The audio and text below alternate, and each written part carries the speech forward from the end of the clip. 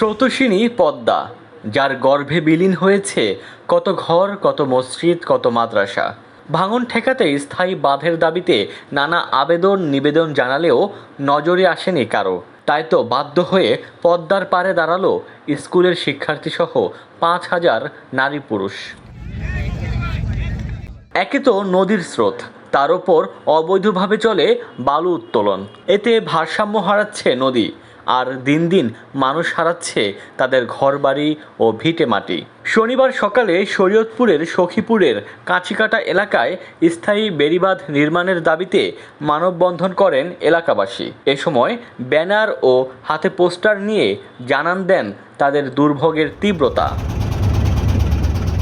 মানববন্ধনে বক্তারা বলেন, বিগত সরকারের প্রশাসনে নানা অনিয়ম, লুটপাট ও দুর্নীতির কারণে কোনো প্রকল্পই সম্পূর্ণরূপে আলোর মুখ দেখেনি। তবে অন্তর্বর্তী সরকারের কাছে আবেদন জানান যেন দ্রুত একটি স্থায়ী বেড়িবাঁধ নির্মাণ করে দেন ভাঙন অঞ্চলের মানুষদের। বক্তারা অভিযোগ করেন, প্রশাসন পদ্মা নদীতে বালুমহাল ঘোষণা করার পাঁয়তারা করছে এবং নদীর উপরের অংশে বালু নিলামে দিয়েছে।